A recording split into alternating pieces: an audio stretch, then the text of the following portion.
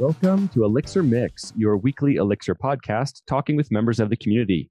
My name is Mark Ericksen, and today we are joined with a special guest, Fred Hebert. Fred, could you please pronounce your name correctly this time? It's good. It's Fred Hebert, but I do accept the English pronunciation as well. It's not a problem. All right, and why don't you tell us a little bit about where you're from and kind of what you've been up to? I'm from Quebec, Canada, and I've been based here my entire life. Before being a special guest today, are all your guests special, or do you have ordinary guests or something? Well, we have our ordinary panelists, but today it's just me and you. All right. Essentially what I'm up to is I finished writing property-based testing with PropEr, Erlang, and Elixir a few months ago, and now I'm just kind of coasting on that and going to a few conferences and talking about it and writing a bunch of blog posts and taking it a bit slowly at that point before, jumping back into bigger side projects and stuff like that again. This episode is sponsored by Sentry.io. Recently, I came across a great tool for tracking and monitoring problems in my apps. Then I asked them if they wanted to sponsor the show and allow me to share my experience with you. Sentry provides a terrific interface for keeping track of what's going on with my app. It also tracks releases so I can tell if what I deployed makes things better or worse. They give full stack traces and as much information as possible about the situation when the error occurred to help you track down the errors. Plus, one thing I love, you can customize the context provided by Sentry. So, if you're looking for specific information about the request, you can provide it. It automatically scrubs passwords and secure information, and you can customize the scrubbing as well. Finally, it has a user feedback system built in that you can use to get information from your users. Oh, and I also love that they support open source to the point where they actually open sourced Sentry if you want to self-host it. Use the code devchat at Sentry.io to get 2 months free on Sentry's small plan. That's code devchat at Sentry.io. That's awesome. I want to come back. We'll come back to that new book that you've just released. I want to give some context to our listeners that may not be aware that you've written 2 other books, at least that I'm aware of. One of them, the first one, is Learn You Some Erlang for Great Good. And I love that. It's a fun title, and it's a freely available online. You can also go and purchase it, like a print copy. But I would love to hear a little bit about, I believe I'm aware of a little bit of the background about how this was created. But is there anything you could share about where that book came from? Oh, that's a long while ago. I think I started working on it in 2009. Back then, I was working on a dating site in PHP. That was my first job out of college. And the way that it went is that at some point in there, I got into a research and development group, and someone told me that they needed a chat system. Facebook had just launched their first chat system that at this point was still in Erlang before they rewrote the entire thing in C++ and then bought WhatsApp, which does Erlang. But back then it was still Erlang. And he threw the 1996 OTP Erlang book on my desk. It's now available in reprint. Back then, I think it was just out of print entirely. And I started learning the language that way. And after a couple of months, I really, really enjoyed that. And not necessarily knowing a whole lot about development outside of websites and everything, I decided to write notes about what I was learning in the language. And eventually that just turned into an online book and tutorial and everything like that. And I published it chapter by chapter until No Starch Press approached me and had me turn it into an actual paper book. Nice. Well, one of the things I want to make sure our audience understands is the title is Learn You Some Erlang, right? And right. But there, I've benefited a great deal from this book, and the resources, because it's not code heavy, at least from my experience. A lot of it is just explaining things, and here's some little tips, and there's a lot of great insight, and that is exactly the same for Elixir as it is for Erlang. So I'm really glad you wrote it and shared it. So that was a benefit for everyone. Yeah, that's good to hear. I mean, it's been a huge benefit for me from the point of view that it gave me a name in the community, and then things started rolling from that point on. So it was definitely worth it for me as well. So then your second book, Stuff Goes Bad, Erlang and Anger. Yep. That's another awesome title. So yeah, that one was written while I was working at Heroku, and we had a small team with very heavy pager burden and operations. And at some point, I wanted to document the procedures and the kind of investigation that we would do to fix things. And back then, which I don't even remember the year, it's probably 2015 or 2016. A lot of folks essentially had their own, documents full of little bits of code that they could copy paste into the shell to debug things live in production and everything. And you would ask experienced Erlang users like where they would put their stuff or what did they have to debug everything, and everyone had that small secret document with their little code in there. And what I tried to do initially for that book was to grab all of these snippets from everyone that could just be copy pasted into shells and turn them really into a kind of little manual and what the snippets did and everything like that. That turned out to be a bit of an annoyance to just copy paste all the time, and so eventually I wrote the recon library along with the book. And that became the kind of little toolbox of production-grade debugging scripts and little things that let you introspect into an Erlang virtual machine. And then the book came as a kind of manual that fits the tool from that point of view. So one of the things that I think is fun that I've noticed in your books and in your online your presentations and is this fun, whimsical kind of illustration style that you have. And I'd love to hear a little bit about that and just kind of where that came from and, how you go about deciding, this is an appropriate thing. Draw a little guy with octopus arms, That's a bit of a weird one because it's part of it. I mean, it started as laziness. Like I'm not good enough to actually make good art. And so you take something kind of crappy, but make it look like it has enough style to be a thing. And then people seem to just buy into that.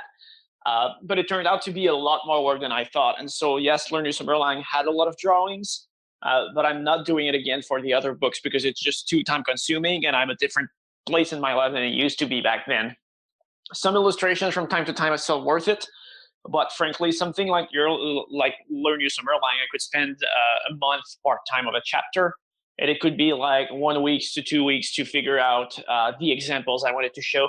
1 week to 2 weeks to figure out the actual writing of the page, and then just the rest was drawing and finding everything I wanted to do them on paper, scan them, trace them, redraw them, and everything like that.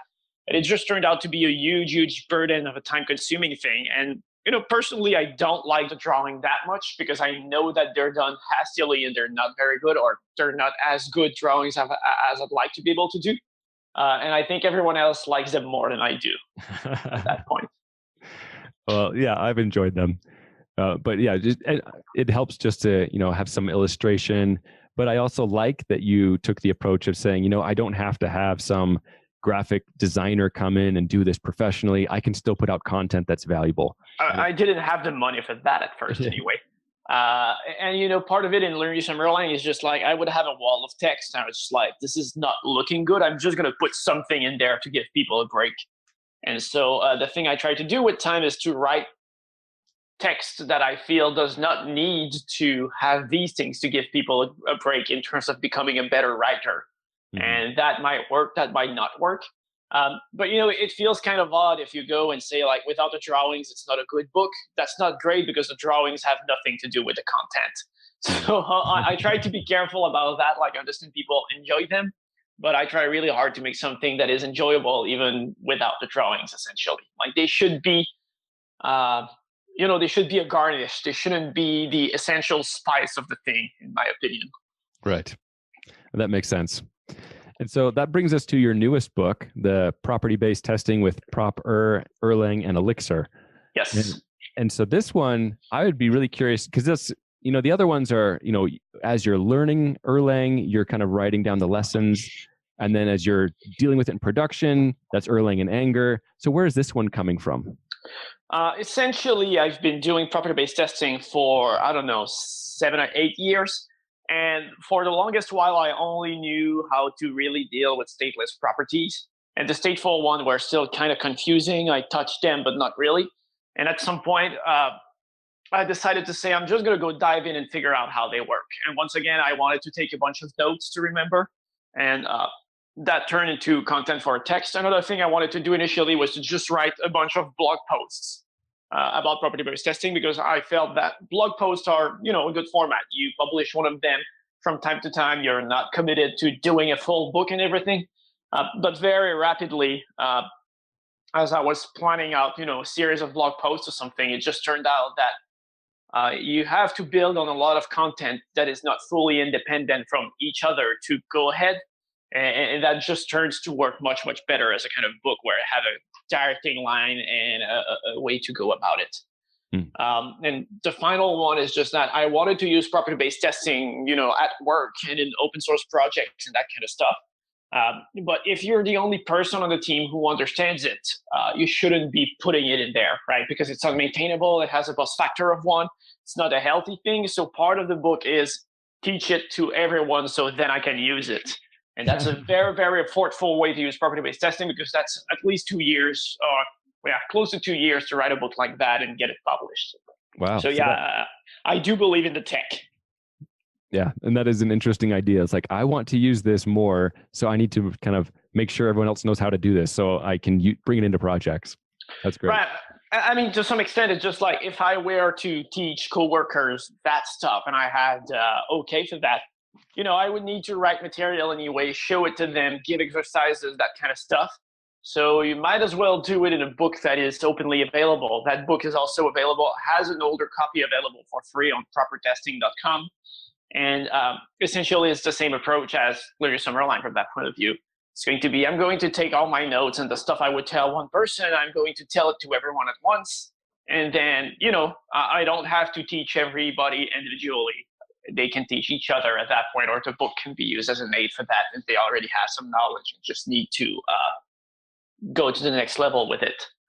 So it's a kind of, like, it's a lot of work, but it's a kind of laziness at the same time.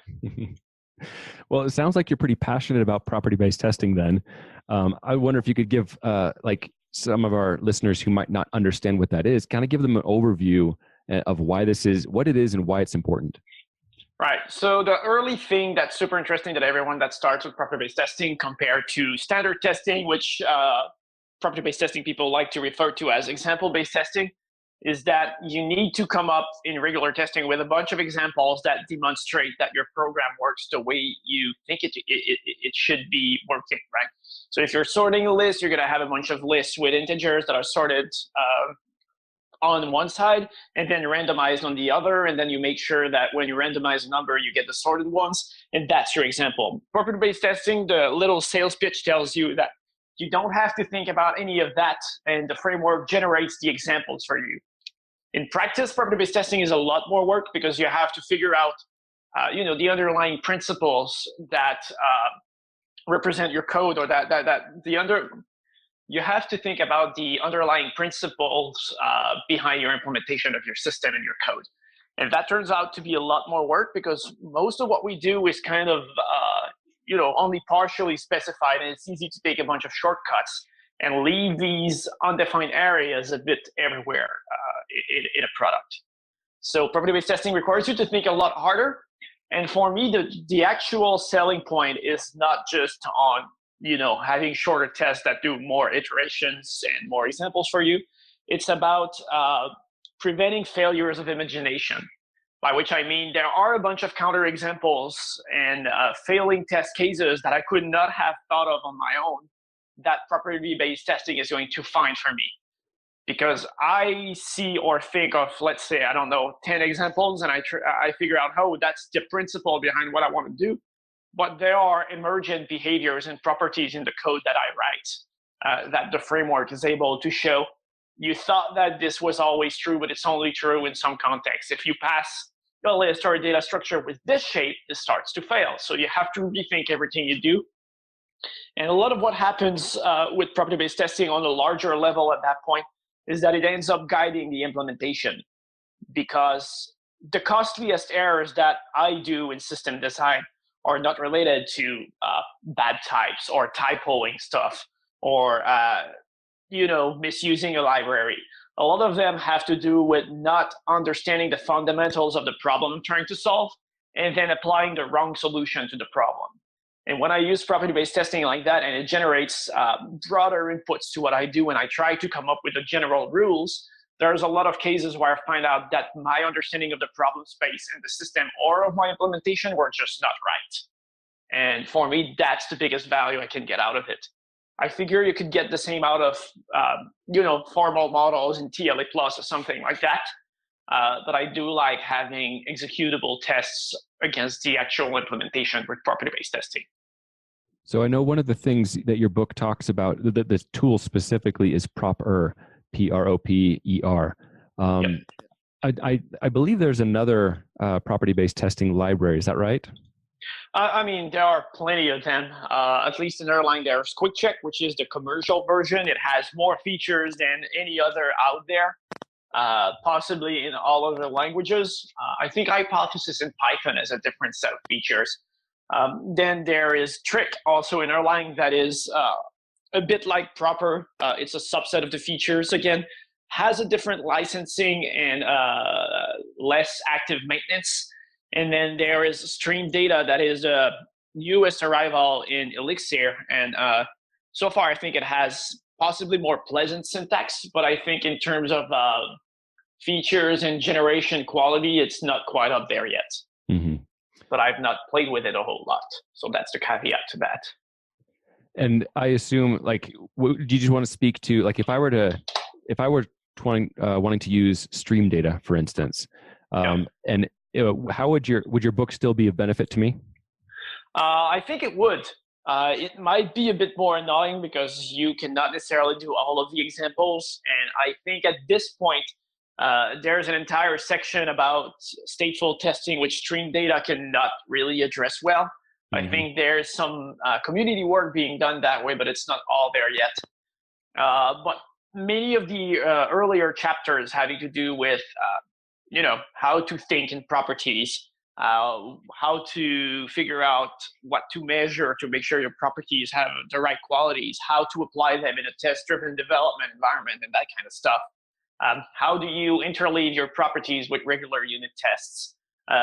That stuff is all in the book and can all be valuable to Stream Data users. Great. And I know that you're also addressing this book to Erlang and Elixir as the community, not just like your two previous books were kind of focused on Erlang. So I know this. So I'd just love to hear you speak for a moment about how you're targeting this to Elixir as well. That's bridging a big gap, perhaps, right? Yeah, one part of it is the intent of doing it, which I think that at this point, the Erlang and Elixir communities have been working in complementary parts of the industry. Like if you're doing Elixir right now, I'm guessing something like 70 to 80% of the people are just using it for web applications, mostly in Phoenix, some of them in Rax and other frameworks. You've got an interesting growing part that uses nerves in IoT applications and stuff like that. And then you've got a much, much smaller sliver of users that use it in other applications, infrastructure, other tools and whatnot. And that's a much, much smaller part. If you look at the Erlang community as it is today, I would say that a whole lot of it is purely infrastructure. Very few websites, a lot of web APIs. That's probably the only place where both communities significantly share mindshare at that point. There is some IoT, but it's rather limited. And so my understanding of the both communities together initially, like 6 or 7 years ago when Elixir was starting, is that this was more or less direct competition. But now it's that those are mostly complementary. Like if I wanted to do Elixir full-time, I would have to expect to work in entirely different parts of the industry. There is very little direct undercutting between both communities. So I think property-based testing can be useful in all kinds of areas.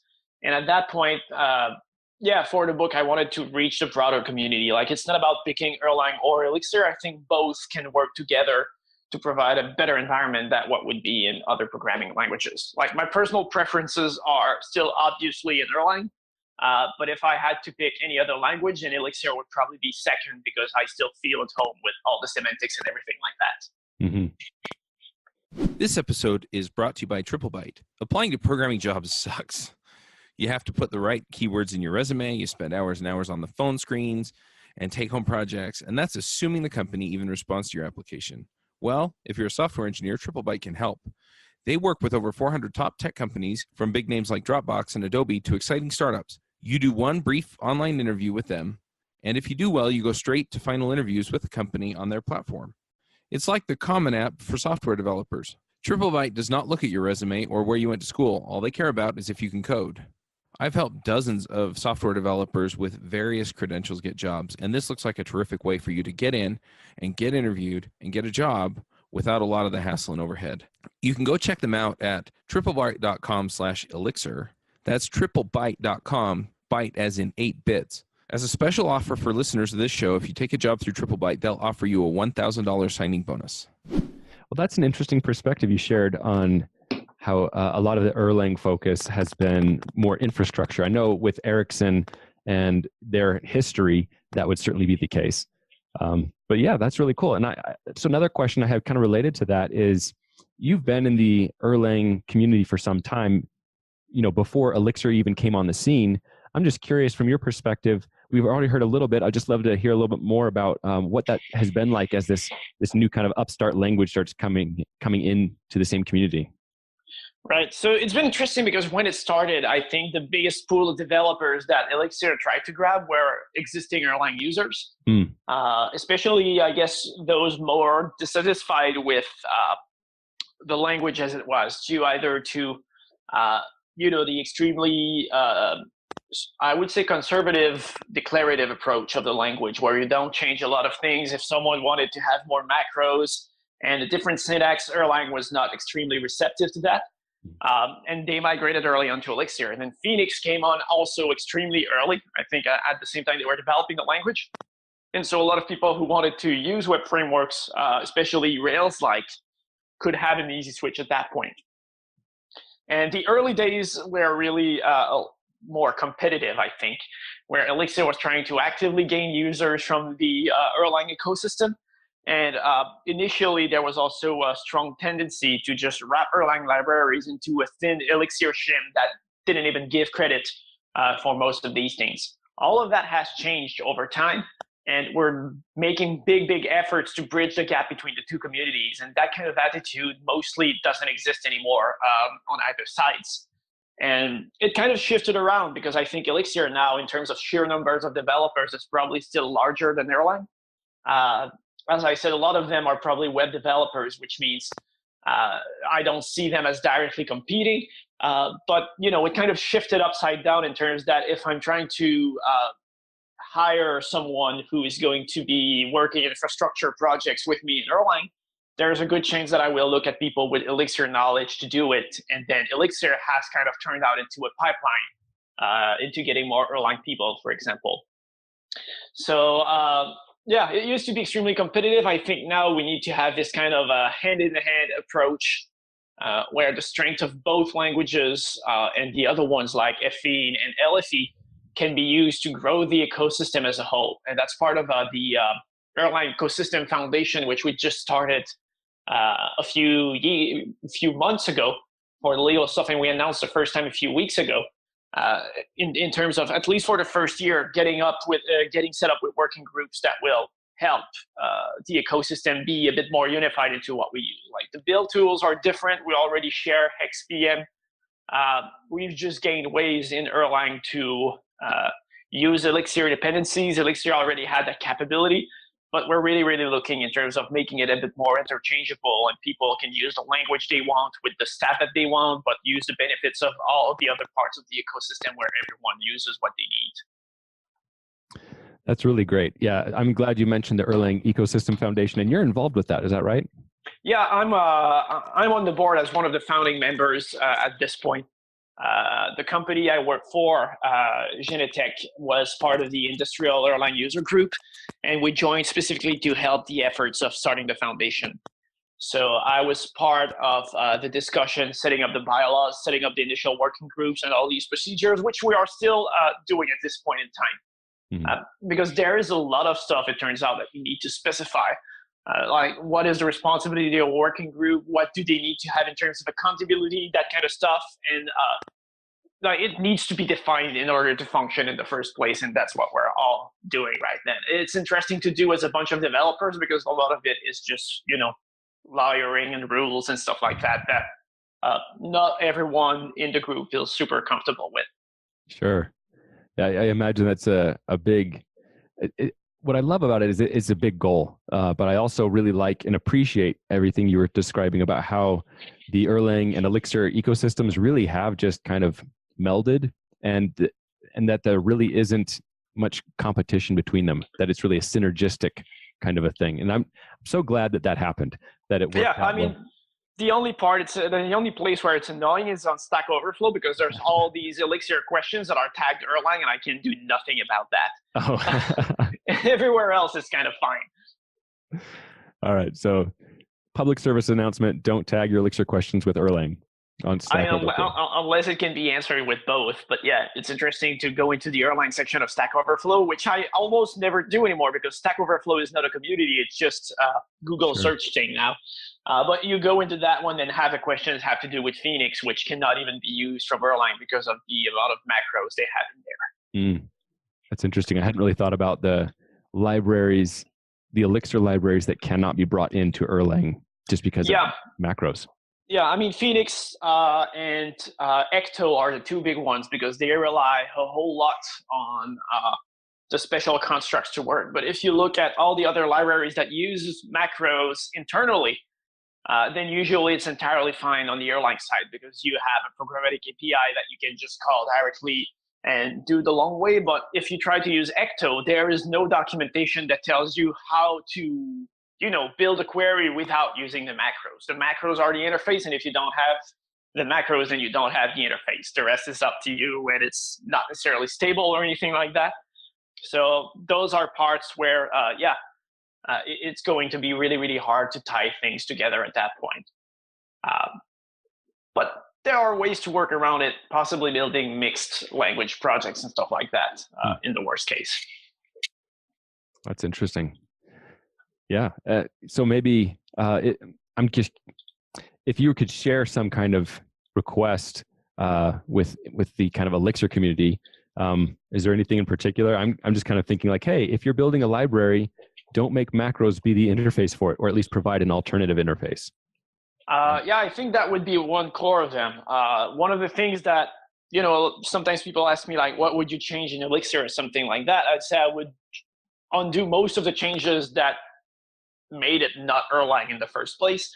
So my advice would probably be program more like Erlang, which is not super constructive, but it tends to be that, this is the same complaint I have with pipes that I have with a lot of features in Elixir, is that a lot of them are features that make for nice looking code, but often has this kind of imperative slant in it, where you try to bring in something from previous experiences, and that if you do it in a declarative manner, the way you would do it in Erlang is just going to be a function with a data structure, right? So the thing I would have done if I were to write Ecto in Erlang would have been a list of operations that can be scheduled however you want. So there could be, a list with a tuple that's a select in there, one where there's a where clause, when there is a transform in that one, and then it's up to the client-side query engine to figure out in which order they can be done on whatever database you have. And it turns out that you have this data structure that can be manipulated as data instead of a sequence of macro calls.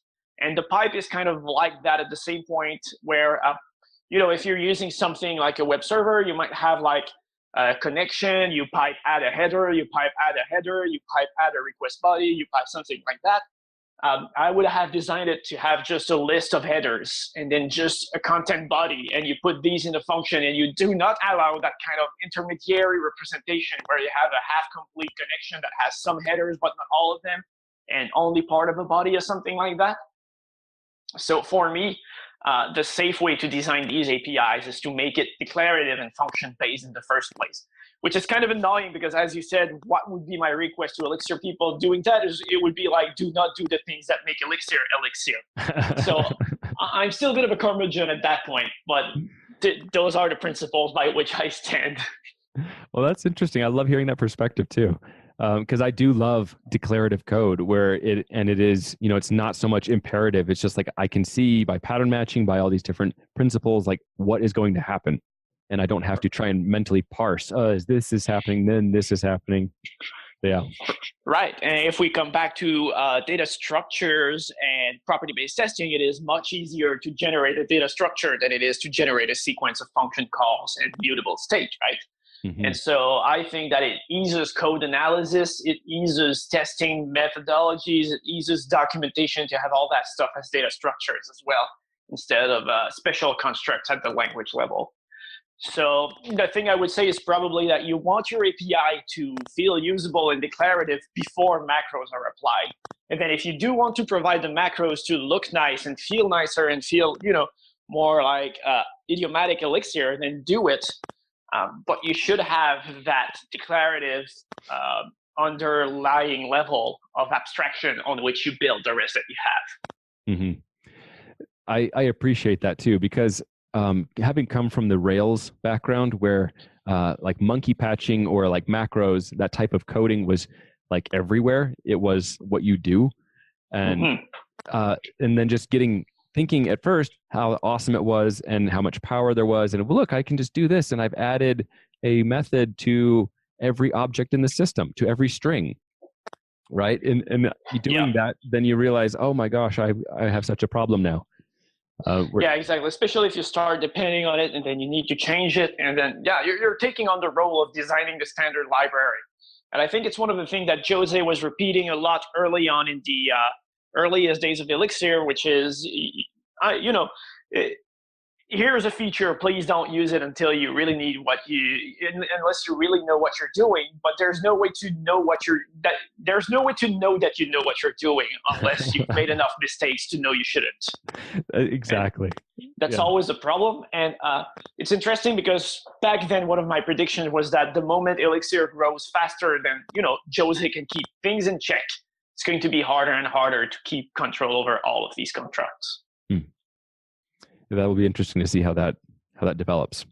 Yeah. So coming back to property-based testing, if I'm wanting to get started with this, as I've heard about it, I've seen conference talks, I'm excited about it. How do I get started? That's always a kind of a bit of a tricky question. I mean, you buy the book, that's step one, or you could just go see the free page, you download the tools. But a lot of it comes into figuring out what you want to write the tests for first. Mm-hmm. And if you're doing unit tests with TDD and stuff like that, you always start with the simplest component you can have, and you go at it. And with property-based testing, this is kind of really, really hard because you need to find a general rule. But if you have something so stupid simple that the rule is the test itself, you cannot just do that. You're going to actually, this is one of the hard parts of teaching property-based testing, is that in all the books, you try to have the simplest code possible to demonstrate what you need. But that tends to mean that the test is more complex than the thing you're testing in all the tutorials that you write. That is a challenge. Yeah. So the thing I would say is that you want to find something that is, not trivial, but that you understand well, but has a significant complexity in its implementation. Usually data structures are interesting for that, because if you're trying to do something like a hash map, a dictionary, or something of that matter, you have a very simple interface based on, get, put, set, update is something in there.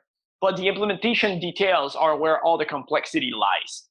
And that is easier to test with property-based testing. Mm-hmm. I would also say to start with a component or a bit of code that works right. Because it's a new tool, which means that you are going to have to debug your understanding of the tool and the test that you write with it, as well as the code. So if you know that the code is solid, then at the very least, you can focus on making a bit good tests on that one.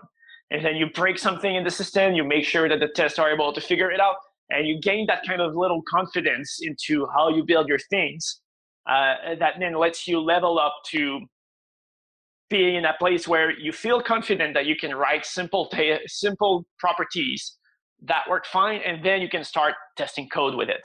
Because the way it goes is that if you cannot trust yourself to write good properties, how can you trust yourself to write good code using these properties?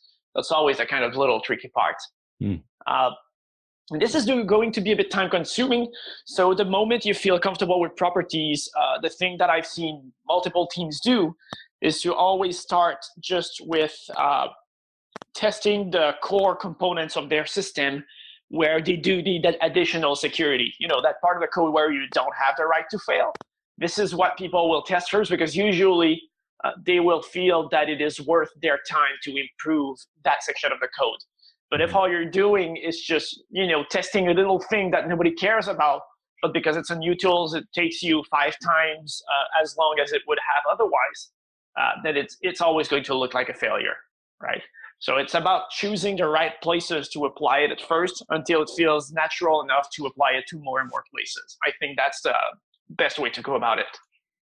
That makes a lot of sense. Yeah, if I'm going to invest the mental effort and time to learn a new tool, and I want to apply it to that area that probably already has a lot of good unit test coverage where I understand how well it works, like what you're talking about, those core components. Right. And then I'm able to, say, I can't let this part of my system fail. If it does, then my whole business purpose is failing. So right. that's where I get the most value out of it, at least initially, right? Right, but it's also the part where, financially speaking, if you're working on a team with a project, that's where having a false start and losing time in something that does not necessarily have a lot of benefits is not going to be seen extremely negatively within the organization. If you're doing it the first time in a brand new project that is going to be only of marginal benefit, then any overhead you have in writing these tests is going to be under a lot larger scrutiny than if you're just going I'm trying this to see if we can find bugs we haven't found before, which if you don't find a bug, everyone is happy. If you find bugs, everyone is happy. I like that. I don't know if you're like me, but when I have a new idea, I probably spend an hour looking for a domain that communicates the right thing to the right people so that they know what I'm about. And that's why I've picked up as a sponsor the .tech domains, and you should definitely check them out. There's never been a domain that's helped represent the tech community so well. And getting a domain that's relevant to your brand, that helps encapsulate the ethos of what you're doing is just, it's hard. And the .coms a lot of times are taken up, and so having a .tech is really, really awesome. Now, I have actually picked up devchat.tech. We have a lot of SEO behind devchat.tv, so it probably won't switch, but I wanted that out there so that people can pick it up and know that devchat is about tech. And I love the idea. So using a .tech domain was an awesome solution for us. It's short, it's relevant to what we do, and it just sticks in people's head. It's a natural fit for anything technology, so if you're a programmer, if you're working on a tech startup or an open source library or things like that, it's definitely a great way to go. In fact, a lot of other companies have actually been moving over to .tech. So CES, which is a conference that I go to every year, and go check out all the new technology, they switched over to ces.tech from cesweb.org.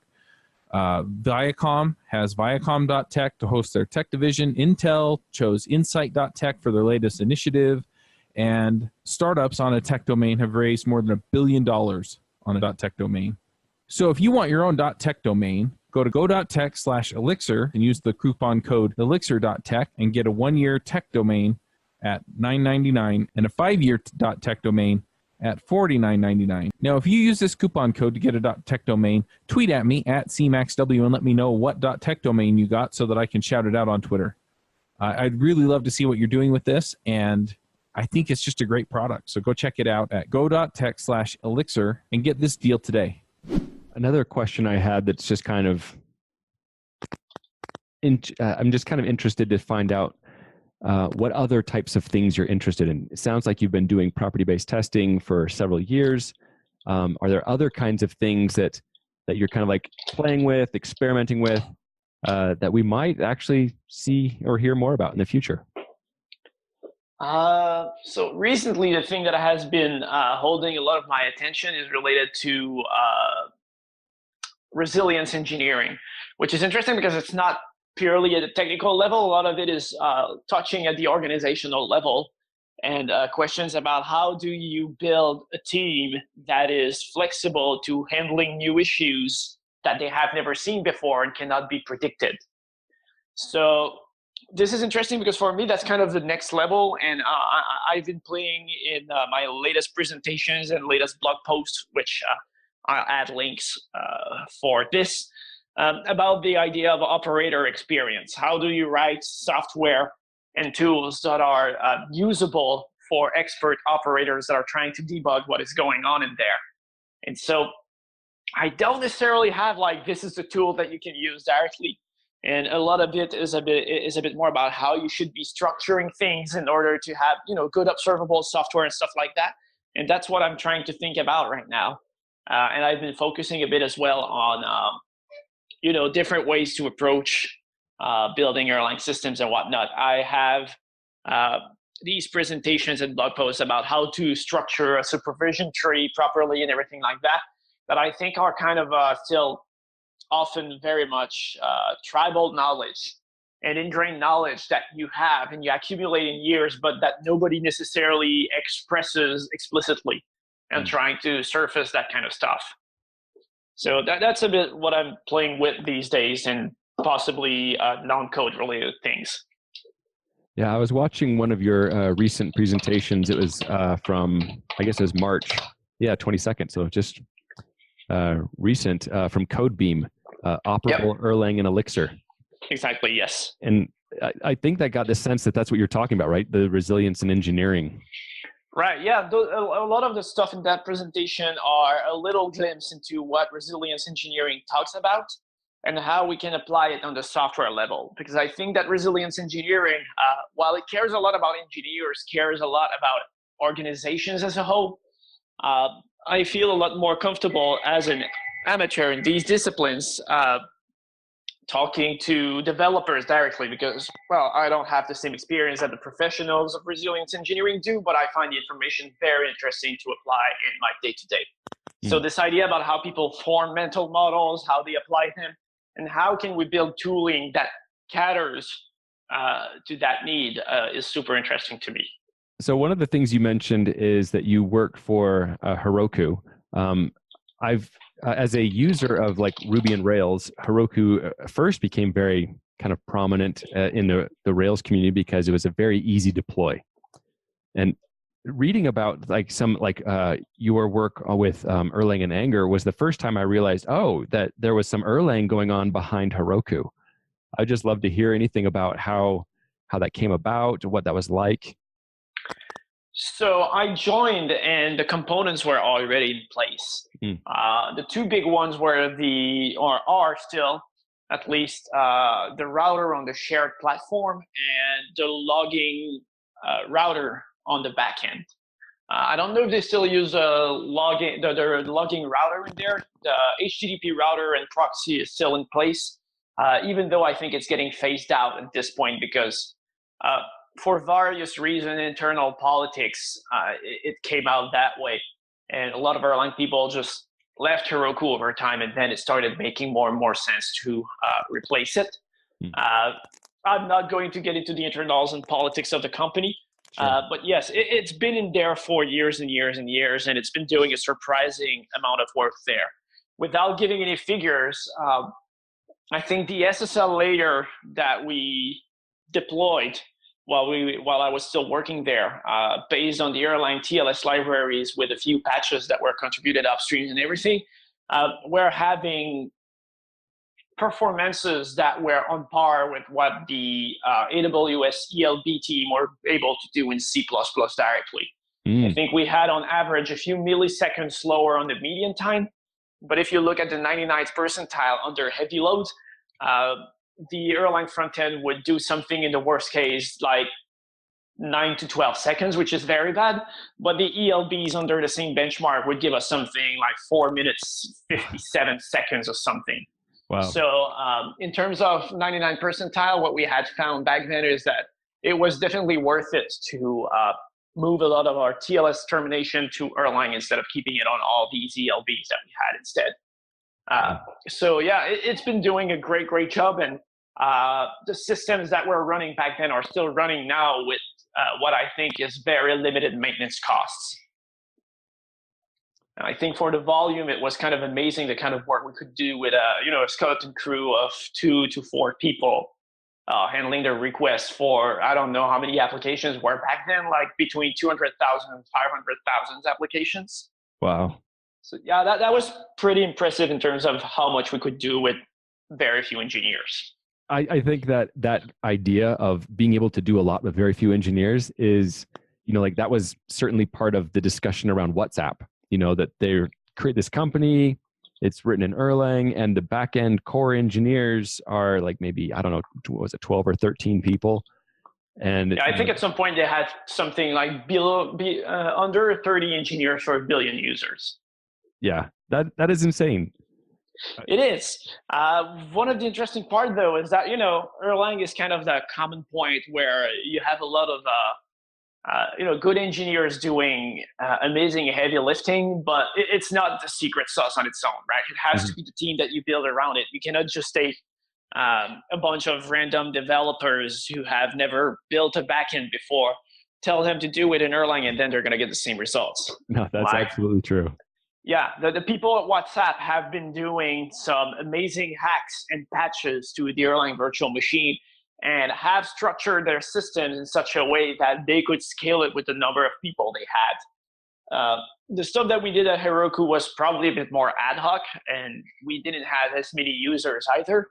But really, it's not like, that kind of myth that you take your application, you write it that way, you deploy it, and it scales magically is never true. Any tool you have in any runtime environment, in any language, in any operating system you have, once you get to a high enough scale, you have to have a bunch of people willing to go in there, dig into it, profile a bunch of stuff, and tweak it in ways that you didn't know were even possible to get what you need out of there. If this is something you are not ready to do, you are not going to scale up, at least on the technical level, to the extent of any technology. There's always a kind of boundary that you didn't know exists, and you're going to have to push it at some point.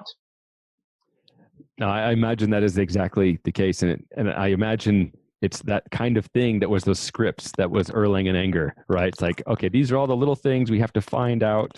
Oh, we now have a bottleneck over here once our traffic reached this level, so we have to address that. And then once you resolve that, then it kind of moves downstream and, oh, now we have a bottleneck here.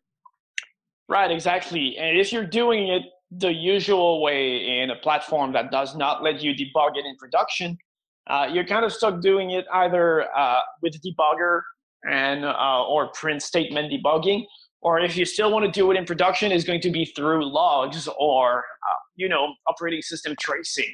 But very few languages do give you the kind of introspection you can have on Erlang and Elixir of just interacting with the virtual machine, looking at the code and poking at it very interactively to find the problems that you have. Yeah. And in some cases, this could save like weeks of development just to figure something out, because just the pattern of going, I need to have a log on this to see if it's the problem. And then you find out it's not the problem. So you need a different log in a different place. And just doing a bunch of deployments there, waiting for the rare events and everything like that could take 3 weeks.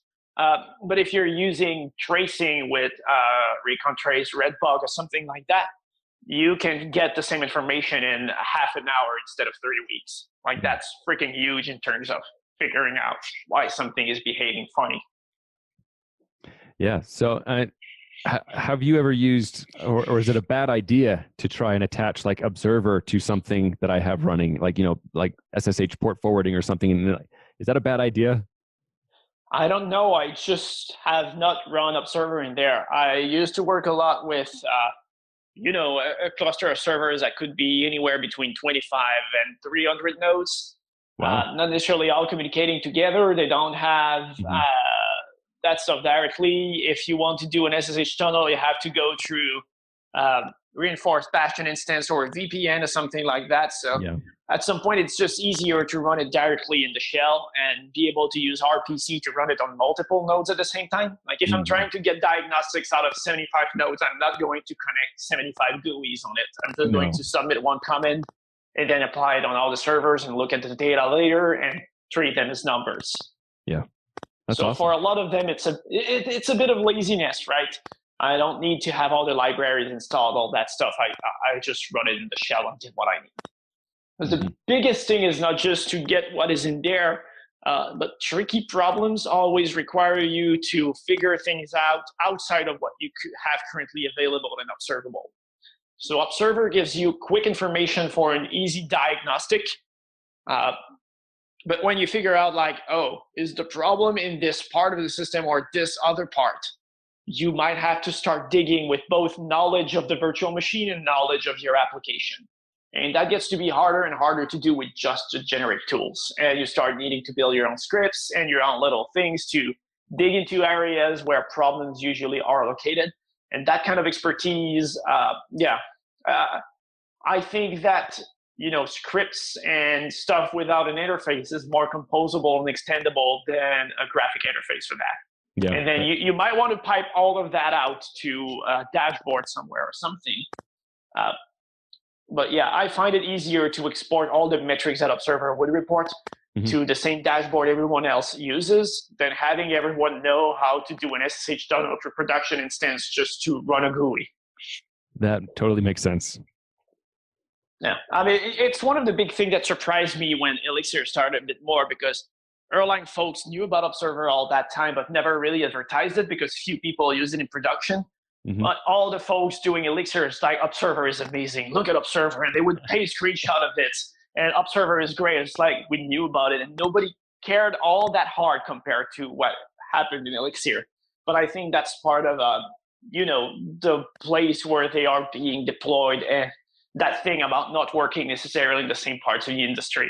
Because of course, if you're doing something like nerves and you have one device, that it's going to be entirely fantastic to be able to log over to it and debug it from what you have. But if what you have is 150 servers or you have 3,000 of them, it's not going to be workable. And so the approach to the same tool on the same platform is not going to be the same based on the context. So I wanted to come back to one of the points you made was talking about talking about the WhatsApp engineers and how you can't just take an engineer and say, hey, write this incredible scaling system in Erlang or Elixir and expect them to be able to do it. Because one of the things I just want to point out is how, I talk a lot with people who are new, kind of coming to Elixir and the Beam, and they are having, the idea of they're new to all of these concepts. But I guess my point that I wanted to make was that there's a lot of fundamental primitives that are built into the Beam that are super powerful. And these things enable us to, monitor processes on other nodes even, and to link processes. So if one dies, it causes the other to die, and, in a desirable way. And so all of those things, it's like, yeah, you have to actually understand these primitives to really build something that scales like that. Right. And not only that, but understanding the primitives is not going to be enough on its own either, right? You have to have a kind of way to structure the system and understanding the tools and everything. So you kind of need that kind of little perfect storm to do it.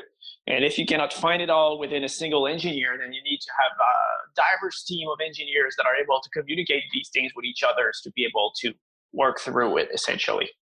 But yeah, that's the part where there's just no good, easy solution.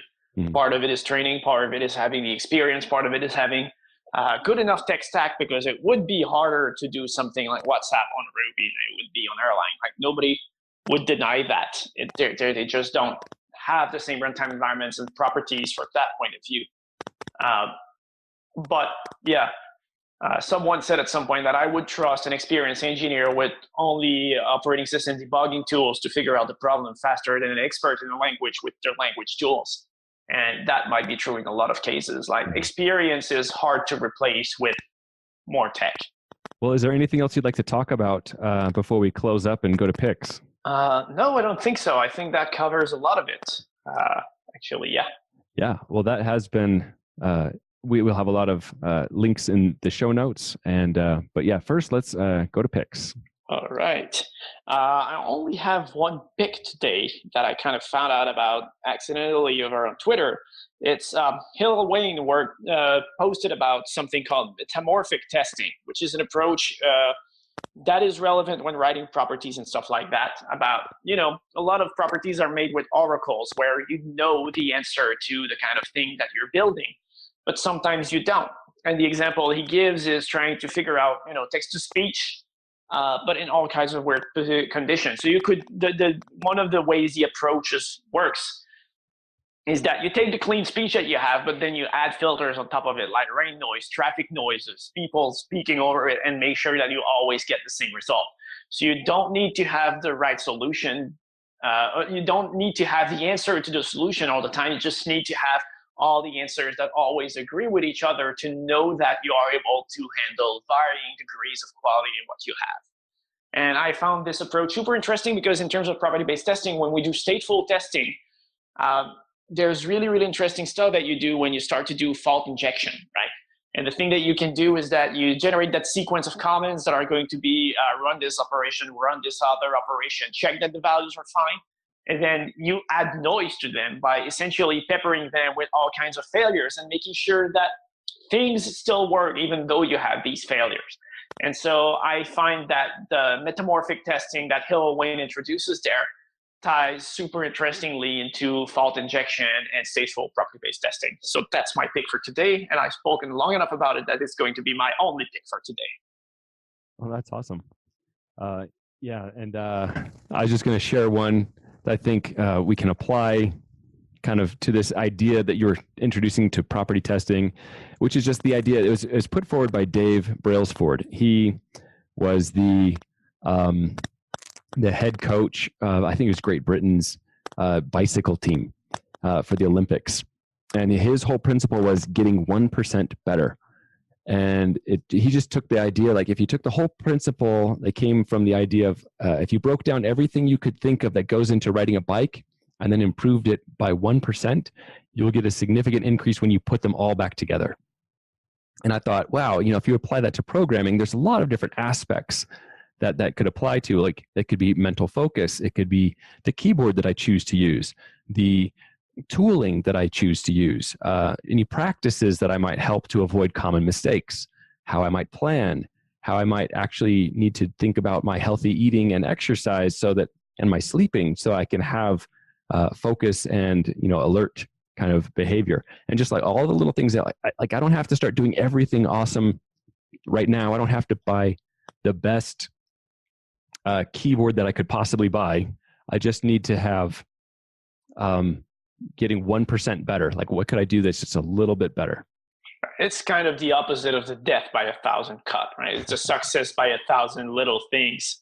All right. Well, thank you so much for coming on, Fred. And I would love, if people would like to get in touch with you or follow you or anything like that, where should they go? My Twitter account is the easiest one. Otherwise, I'm hanging on both the Erlang and Slack. Otherwise, I'm hanging on both the Erlang and Elixir Slacks, also on IRC for both principal channels on these on Freenode as well. I'm on the Elixir forum. I'm also on the Erlang mailing lists, and my email is peppered a bit everywhere on my website, I think, mostly in the footers. But I'm easy to reach in general. Awesome. Well, it was a pleasure talking with you, and that's it for today. We hope you'll join us next week on Elixir Mix. Bandwidth for this segment is provided by CacheFly, the world's fastest CDN. Deliver your content fast with CacheFly. Visit CacheFly.com to learn more.